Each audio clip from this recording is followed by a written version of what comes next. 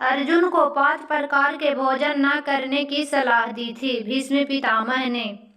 हमारे धार्मिक ग्रंथों में केवल धर्म की ही नहीं बल्कि कर्म से जुड़ी बातों के बारे में भी ज्ञान दिया गया है। आज हम बात करेंगे भोजन के बारे में। सांसारिक और व्यावहारिक ज्ञान का परम भंडार माने जाने वाले गीता में इस बात का वर्णन मिलता है कि भीष्म पितामह ने अर्जुन को 5 प्रकार के भोजन न करने की सलाह दी थी।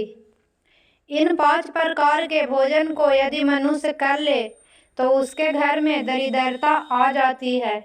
पहला भोजन। भीष्म पितामह ने ऐसे भोजन को कीचड़ के समान बताया है जिस भोजन को थाली को कोई लांग कर गया हो। गीता के अनुसार ऐसा भोजन नाले में पड़ी कीचड़ के समान होता है, इसे ग्रहण नहीं करना चाहिए।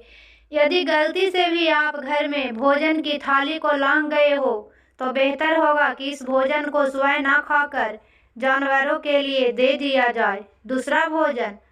गीता में दूसरा गलत प्रकार का भोजन उसको बताया गया है जिस भोजन की थाली में पैर से ठोकर लग गई हो या फिर किसी का पाम लग गया हो। ऐसा भोजन खाने योग्य नहीं रह जाता है।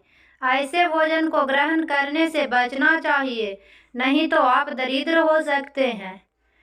तीसरा भोजन। गीता में भीष्म पितामह ने बताया है कि तीसरा खराब प्रकार का भोजन वह होता है जिसमें बाल निकल आए। ऐसे भोजन को खाने योग्य नहीं माना जाता है, यह दूषित हो जाता है। ऐसा भोजन करने वाला व्यक्ति जल्द ही कंगाल हो जाता है।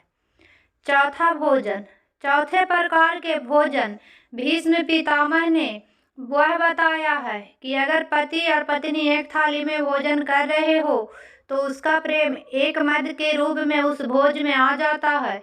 किसी तीसरे व्यक्ति को उस भोजन में शामिल नहीं होना चाहिए, यह उसके लिए नुकसानदेह साबित हो सकता है। हालांकि पति और पत्नी के लिए एक ही थाली में भोजन करने से प्यार तो बढ़ता ही है और दोनों के लिए यह भोजन चारों धाम का पुण्य फल प्राप्त करने के समान हो जाता है।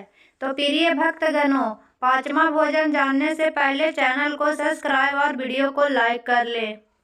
5वां भोजन। बेटी अगर कुंवारी हो और अपने पिता के साथ एक ही थाली में भोजन करती है तो उस पिता की कभी अकाल मृत्यु नहीं होती, क्योंकि बेटी पिता की अकाल मृत्यु को हर लेती है। जब भी खाना खाए तो अपनी पुत्री के अपने साथ एक ही थाली में थोड़ा सा हिस्सा जरूर दे।